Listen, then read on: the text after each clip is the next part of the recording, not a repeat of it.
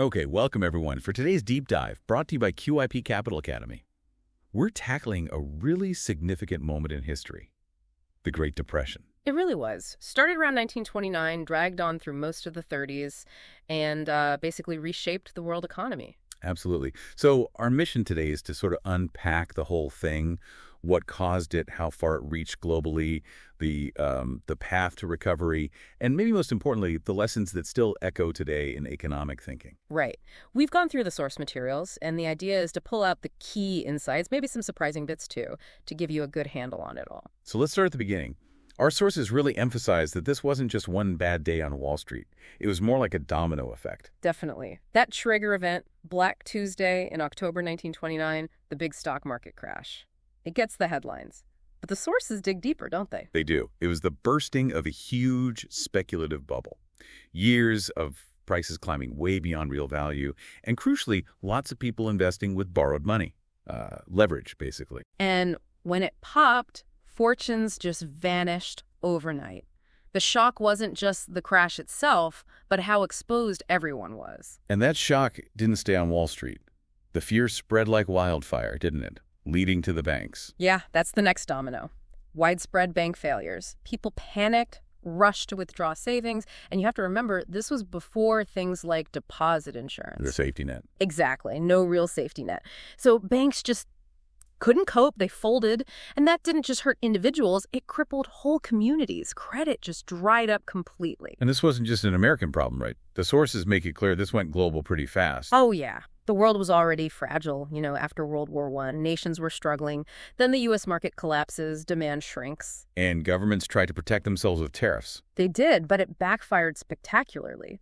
Our sources show it just led to other countries retaliating with their own tariffs. Global trade volumes just plummeted. It choked off international commerce. So you put all that together, the crash, the bank failures, the trade collapse. And you get this awful downward spiral.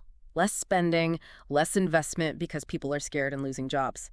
That means more businesses fail, more layoffs. Which means even less spending, a truly vicious cycle. Exactly. And the sources really bring home the human cost of all this. It's not just numbers on a chart. What stands out most there?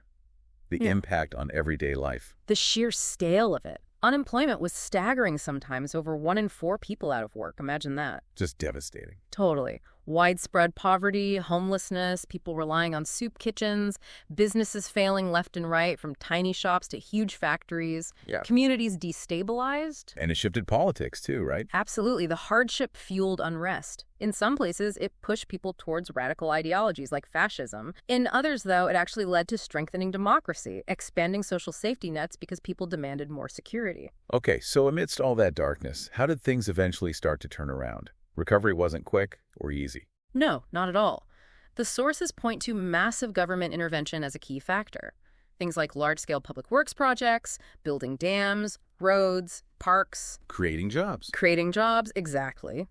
And new financial regulations to try and prevent it happening again. Plus, the beginnings of wider social safety nets, retirement benefits, unemployment support, trying to cushion the blow for people. And then there's the difficult part about World War II. Yeah, it's a sobering point in the sources.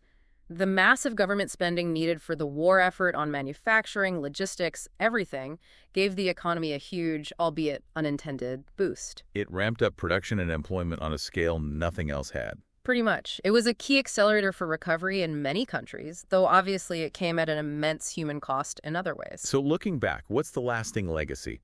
What did we actually learn from this catastrophe? Well, a lot of the economic safeguards we kind of take for granted now came directly out of it. Insured bank deposits, regulations on stock markets, those social programs we mentioned.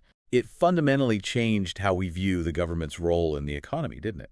Absolutely. There was a major shift, a recognition that governments do have a crucial role in stabilizing the financial system and providing support during crises. It moved thinking away from a purely hands-off approach. Those lessons, that understanding of risk and resilience, they still shape how we approach economic policy today. Definitely. It's the foundation for a lot of modern economic safety nets. So the Great Depression stands as this stark reminder, really, of how interconnected and sometimes fragile our economies can be. It really does. As you think about this deep dive, maybe reflect on how those safeguards born from the Depression still operate today. And, ask yourself, how well do they protect us now? And what might this history teach us about facing future economic challenges? Good questions to ponder. Keep digging deep, stay curious. Thanks for joining us.